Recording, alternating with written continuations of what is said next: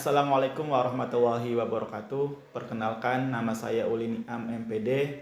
Saya merupakan salah satu dosen tetap di Prodi Pendidikan Biologi STKIP Pangeran Darmakusuma Segeran Juntingyuat Indramayu. Pada kesempatan kali ini, izinkan saya untuk menyampaikan pernyataan diri dosen dalam unjuk kerja Tridharma Perguruan Tinggi atau PDD UK TPT bidang pengajaran sebagai syarat mengikuti sertifikasi dosen tahun 2023.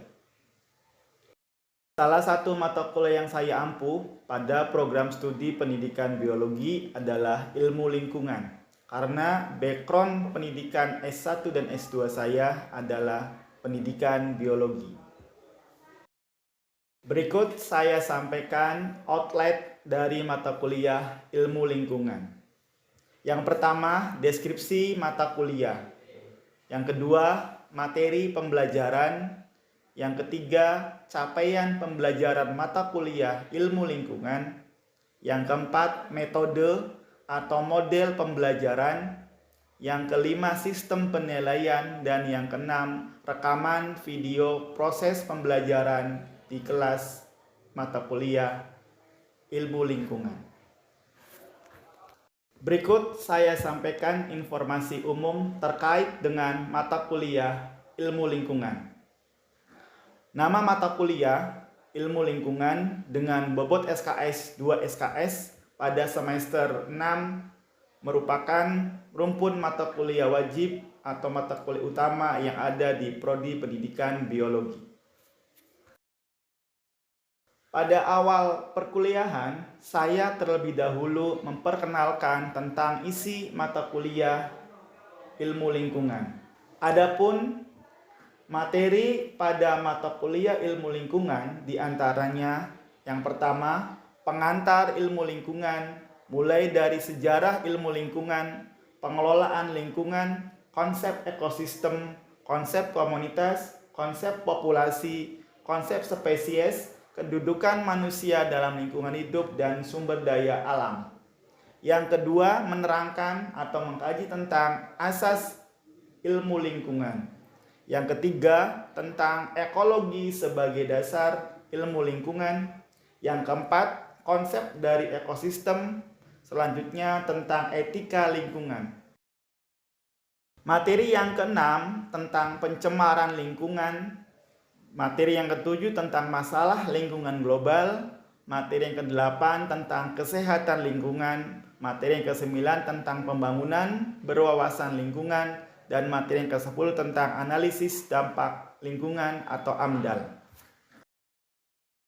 Kemudian akan ada dua ujian yang akan dilaksanakan pada mata kuliah ilmu lingkungan, yaitu ujian tengah semester atau UTS dan ujian akhir semester atau UAS, di mana dalam mata kuliah ini akan terdapat 14 kali pertemuan ditambah dengan 2 kali ujian. Capaian pembelajaran mata kuliah ilmu lingkungan atau CPMK mata kuliah ini ada 6. CPMK yang pertama yaitu mahasiswa mampu memahami konsep ilmu lingkungan. CPMK yang kedua yaitu mahasiswa mampu menganalisis peran ekologi dan ekosistem dalam lingkungan. CPMK yang ketiga yaitu mahasiswa mampu memahami prinsip-prinsip dasar ilmu lingkungan. CPMK yang keempat yaitu mahasiswa mampu menganalisis permasalahan-permasalahan lingkungan. CPMK yang kelima yaitu mahasiswa mampu mengintegrasikan pendekatan biologi dalam manajemen lingkungan hidup. Serta CPMK yang keenam yaitu mahasiswa mampu menentukan manajemen sumber daya alam. Model pembelajaran yang diterapkan dalam pembelajaran mata kuliah ilmu lingkungan adalah model direct interaction yang terdiri dari beberapa tahapan. Di antaranya, yang pertama, establishing set. Yang kedua, demonstrating. Yang ketiga, guide practice. yang keempat feedback, dan yang kelima extended practice. As being said, pada tahap ini dosen akan menyampaikan tujuan dan capaian pembelajaran serta mempersiapkan mahasiswa untuk menerima materi pembelajaran. Tahap kedua, demonstrating. Pada tahap ini, dosen mendemonstrasikan pengetahuan dan keterampilan yang dimiliki terkait dengan mata kuliah ilmu lingkungan. Tahap ketiga yaitu guide practice. Pada tahap ini, dosen memberikan bimbingan dan pelatihan pada mahasiswa sehingga proses pembelajaran di dalam kelas menjadi hidup dan satu dengan yang lainnya akan saling berinteraksi. Tahap keempat yaitu feedback. Pada tahap ini, dosen memberikan umpan balik kepada mahasiswa terkait dengan materi yang telah disampaikan pada sebelumnya. Tahap kelima yaitu extended practice. Pada tahap ini, dosen memberikan kesempatan kepada mahasiswa untuk melanjutkan pembimbingan apabila dirasa perlu mahasiswa untuk lebih mendalami materi yang diajarkan. Untuk sistem penilaian, ada 7 aspek bobot penilaian dalam mata kuliah ilmu lingkungan. Aspek pertama yaitu kehadiran atau presensi dengan bobot nilai 20%. Aspek yang kedua yaitu tugas mandiri dengan presentasi bobot 10%. Aspek yang ketiga yaitu tugas kelompok dengan bobot presentasi 10%. Aspek yang keempat yaitu ujian tengah semester dengan bobot presentasi 25%. Aspek yang kelima yaitu ujian akhir semester dengan bobot presentasi sebesar 25%. Aspek yang keenam yaitu praktikum dengan bobot nilai sebesar 5%. Dan yang terakhir, aspek aktivitas pembelajaran di kelas dengan bobot presentasi sebesar 5%. Berikut merupakan proses pembelajaran saya di kelas mata kuliah ilmu lingkungan. Alhamdulillah, teman-teman, gimana kabarnya? Sebelum mulai pertemuan pada siang hari ini, alangkah baiknya kalau kita berdoa dulu ya. Enggak, Posmanya, Mas Rafita, Mas Posma kan? Ya, Mas Iqbal. Doa dulu Mas Iqbal. Sebelum belajar, marilah kita berdoa bersama. Mulai. Selesai. Oke, masih pada puasa kan? Masih. Tapi teman-teman bakal pulang ya, bakal liburan, bakal mudik yang jauh, yang dekat, bakalan mudik juga. Ya, absen dulu. Kalau biasanya absen itu tidak tangan, sekarang Mas Paulin ngomong. Ada Mas Fahdi, ada Mbak Hana, ada Mbak Iin.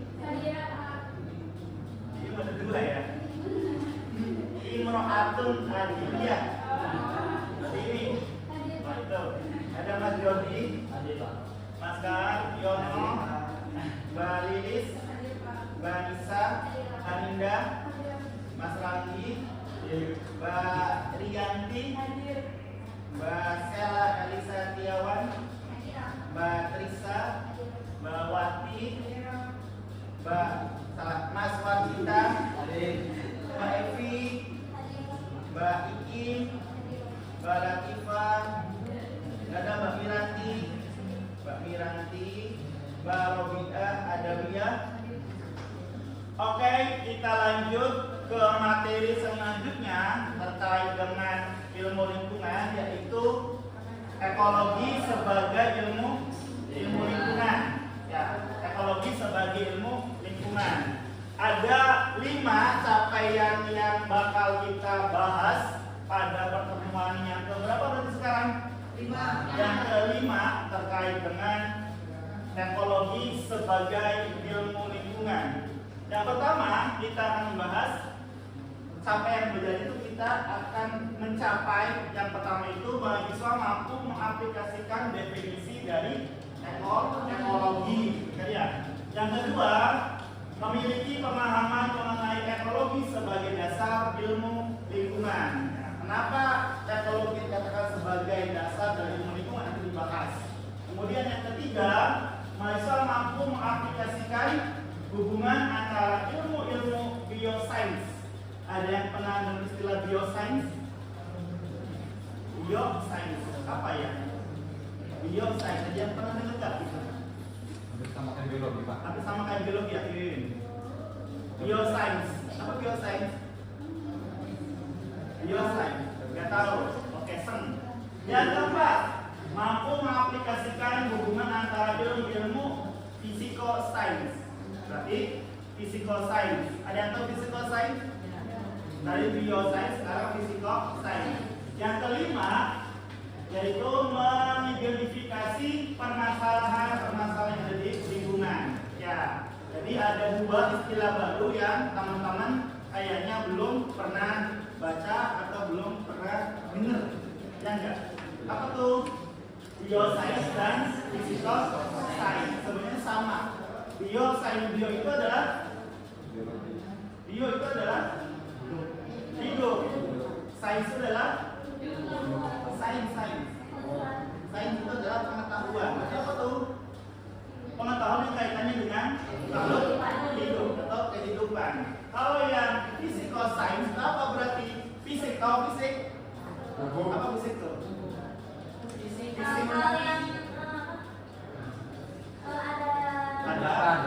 ada bentuknya, ya bisa dipegang, bisa dirasakan, namanya fisik. Kalau sainsnya apa berarti? Oke, itu ya, itu. Kita lihat bagaimana nanti isinya, kan? Berbicara ekologi sebagai sains, sebagai ilmu lingkungan, ada yang tahu istilah ekologi sebelum masuk ke sini? Ada yang tahu istilah ekologi? Apa itu ekologi? Ilmu lingkungan. Oke. Ilmu lingkungan. Apa itu ilmu lingkungan?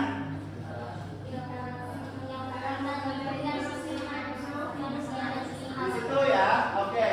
Di quote point ada ekologi. Ekologi tidak sama dengan ilmu lingkungan. Ekologi sendiri, ilmu lingkungan sendiri. Kelihatan kan ininya kan? Sama dengan ada coretnya. Iya nggak sih? Iya, ada coretnya. Ada coretnya. Berarti apa tuh? Tidak sama dengan. Tidak sama dengan. Nah ini. Ya. Ekologi itu tidak sama dengan ilmu lingkungan. Kenapa? Karena ekologi itu berkaitan dengan environmental biology. Apa aja? Itulah ya. Interaksi antara manusia dan lingkungan. Ya. Di tingkat molekuler, populasi dan masyarakat. Ini yang ekologi. Kalau yang ilmu lingkungan yaitu environmental science. Kaitannya dengan sistem manusia dan sistem ekologi is a part of environmental science. Ekologi itu adalah bagian dari ilmu lingkungan. Ya, bagian terkecil dari ilmu lingkungan adalah ekologi. Nanti teman-teman juga bakal mendengar atau bakal pernah mendengar istilah ekosistem. Ya kan ya? Apa itu ekosistem? Hah? Apa itu ekosistem? Ekosistem. Ya kan? Ada lagi tadi apa ekologi. Bedanya apa ya? Bedanya apa ya? Jangkauannya. Oke, jangkauan interaksinya. Sama-sama benda mati, sama-sama abiotik. Ya kan? Kaitannya sama-sama interaksi dengan biotik atau benda hidup. Tapi jangkauannya, cakupannya lebih luas. Yang mana? Yang ekologi. Yang ekologi itu namanya ilmu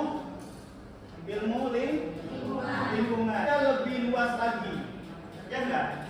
Lebih luas lagi. Ini apa turnya? Ekologi adalah bagian daripada ilmu lingkungan. Sampai sini paham ilmu lingkungan, Pak? Ya. Ekologi bagian daripada ilmu lingkungan, ilmu pengetahuan. Lanjut. Ekologi seperti yang sudah sempat disampaikan awal-awal juga, ya. Biasanya itu berasal dari bahasa Yunani. Kenapa? Karena ya selalu bagusin dia seperti itu kan. Ya.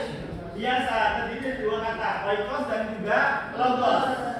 Oikos adalah rumah atau tempat tinggal. Sementara logosnya adalah ilmu atau pengetahuan. Jadi ekologi itu apa? Ilmu tentang rumah atau tempat tinggal. Ya kan? Berarti apa aja tuh kalau rumah tempat tinggal tuh? Habitat. Ya di situ ada ya habitat ya. Semisal di situ ada ikan hidup atau bertempat tinggal di perairan danau, ya. Bertempat tinggal sengaja dikasih warna merah. Itu berarti dia adalah habitatnya, rumahnya, gitu kan? Rumahnya di mana? Di perairan. Perairan apa? Perairan danau semisal. Perairan itu adalah sebagian kecil dari lingkungan, bagian terkecil dari lingkungan. Ya, namanya perairan. Di situ, di dalam danau tidak hanya hidup ikan, ya kan? Tetapi ada makhluk hidup lain yang saling berinteraksi. Intinya adalah saling berinteraksi. Kan ya? Juga ada interaksi antara penyusun tempat tinggal si ikan tersebut, ya kan? Apa aja interaksinya kira-kira di dalam mana tuh? Di dalam perairan danau apa aja? Ikan makan lumut, boleh. Mana nih? Ikan makan ikan. Apalagi kira-kira? Makan ikan. Predator, plankton, ya. Ular makan ikan, berada di perairan danau, ada. Rambi mancing, itu juga sama kan? Ya. Apakah hanya itu aja interaksinya? Ya. Apalagi coba? Bermain bagus. Itu paling simpel. Bermain apa kira-kira? Selain tadi, ada yang luput dari kalian barangkali. Ada buaya. Adanya buaya darat. Buaya darat siapa? Ini yang ngomong, ini saya ngomong. Ya, apa interaksinya berarti di situ? Selain tadi di Google, apakah ada? Apa yang lupa dari interaksi tadi itu? Berkembang biak bisa interaksi, ya. Oke, ada satu yang kalian mungkin lupa. Apa itu? Benda abiotik. Ya kan? Yang kasih baripa cenderung ke danau. Laut tuh, ya kan? Bisa bernapas nggak kira-kira? Enggak kan? Bisa bernapas enggak? Ngambil napas nggak kira-kira? Ngambil napas nggak kira-kira? Nafas yang diambil oleh baripa itu apa? Oksigen. Oksigen itu adalah interaksi kan? Interaksi antara makhluk hidup dengan abiotik dengan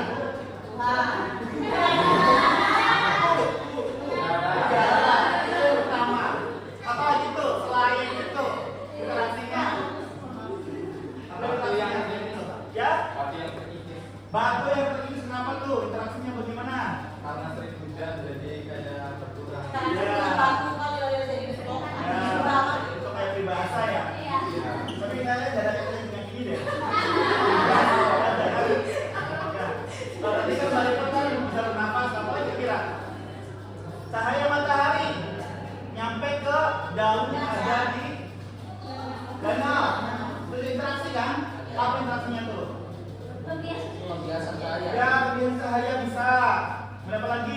membantu proses fotosintesis.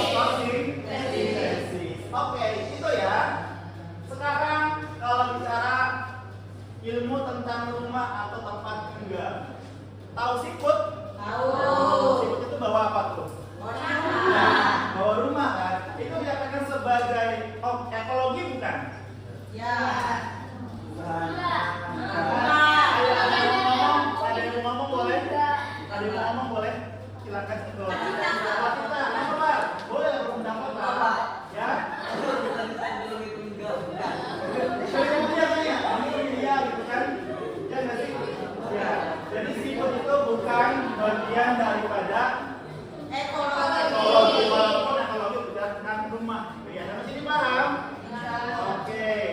Jadi ekologi itu mempelajari 3 hal ya dalam ekologi. Hampir sama kayak ekosistem. Yang pertama akan mengkaji tentang hubungan timbal balik. Tahu timbal balik? Apa timbal balik? Tidak hanya saling menentukan barangkali ya. Pokoknya ada interaksi. Ya, equal lah. Equal kan? Kayak ngasih sampean menerima. Cuma timbal balik antara organisme dengan tempat tinggalnya, ya, antara kita manusia dengan tempat tinggalnya. Kita membutuhkan apa dari tempat tinggal ini? Rumah. Oh, secara ekologi, secara biologi. Banyak Pak. Banyak aja. Ya. Padahal kan Apa ya? Timbal balik apa yang manusia berikan yang Mas Ramli berikan kepada rumah kita? Secara biologi, kita bicara biologi ya, bukan bicara pembangunan, tukang kaca bukan. Apa kira-kira yang kita timbal balikan terhadap rumah kita? Guguk. Hah? Guguk. Guguk. Apa guguk? Itu kayak seperti Bukan kaitannya dengan ekologi. Apa? Perawat. Ya, boleh deh. Masuk lagi ke ekologi loh. Ya, manusia menghirup udara. Manusia mengeluarkan karbon dioksida. Apa berarti itu? Interaksinya apa tuh? Hubungannya apa? Dengan alam kita kan berarti rumah kita tuh. Iya. Rumah kita kan. Alam kita rumah kita. Di alam ada yang namanya pohon. Kita manusia mengeluarkan karbon dioksida. Ya kan? Ya kan? Kemudian alam menciptakan, menyediakan oksigen. Makanya dulu sempat Pauline sampaikan, Pauline nanya ke siapa? Di Raffi barangkali. Sama nggak oksigen yang dihirup oleh Mas Jody dengan serangga oksigennya? Sama nggak serangga? Sama nggak oksigen dihirup Mas Jody dengan oksigen dihirup dengan oleh cicak misalkan? Sama kira-kira? Sama. Kenapa sama? Karena cuma satu, ya. Cuma dari pohon itu kan. Walaupun nanti volumenya bakal berbeda. Karena si hidungnya gesek misalkan. Bisa. Karena si iqbal golongannya abang. Lagi misalnya karena hidung ada bulunya gitu kan. Bisa. Itu ya. Yang pertama. Ya.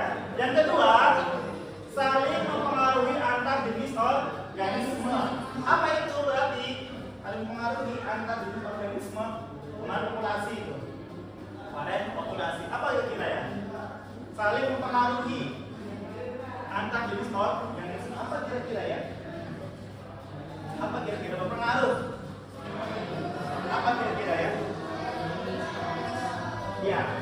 Kalau kemarin itu kita bicara tentang simbiosis. Ya. Ada komensalisme, ada mutualisme, ada mutualisme, ada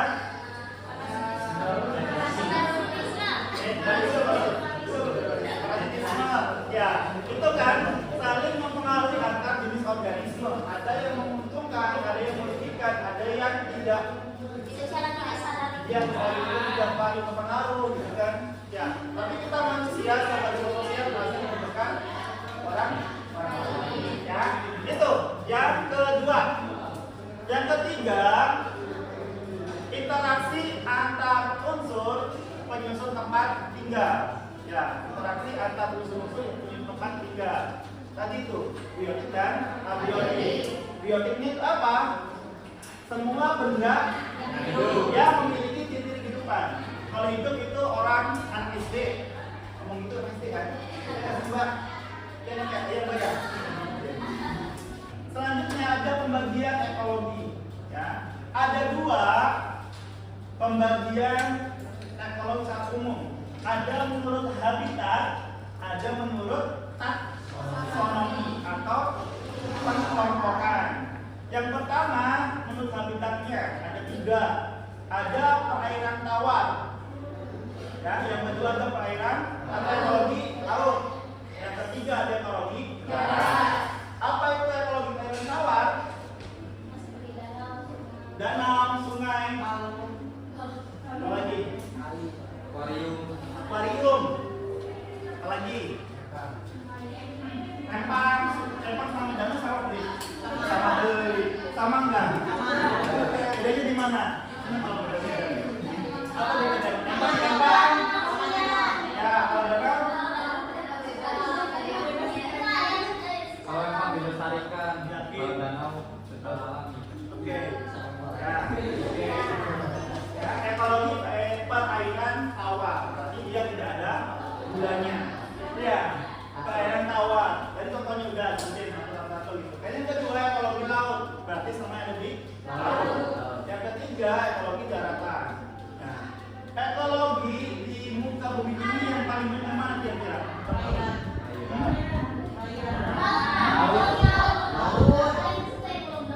Kenapa?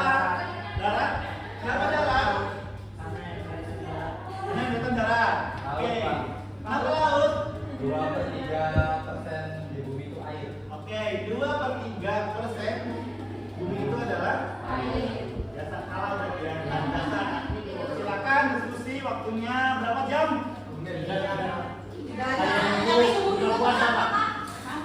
10 menit selesai. Silakan berkelompok biar lebih enak ngobrolnya. Oke? Silakan berkelompok.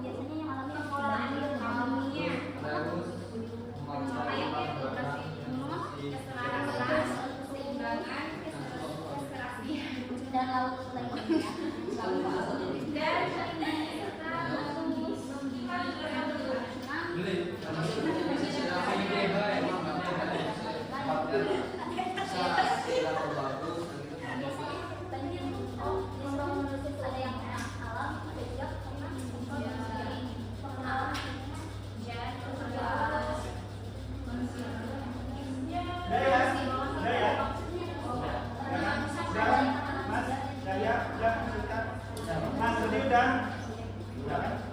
Oke, terima kasih. Mudah-mudahan pertemuan pada siang hari ini membawa pesan dan pesan yang bermakna untuk teman-teman semua, sehingga nanti tergugah untuk selalu cinta bumi, selalu cinta lingkungan, sehingga nanti bumi yang sudah tua ini minimal ada 24 ya, 24 orang ya. Ini bisa membawa sedikit perubahan untuk bumi kita. Terima kasih. Mohon maaf. Assalamualaikum warahmatullahi wabarakatuh. Demikian video pembelajaran mata kuliah ilmu lingkungan. Mudah-mudahan informasi yang disampaikan cukup jelas dan dapat dipahami. Demikian dari saya. Wassalamualaikum warahmatullahi wabarakatuh.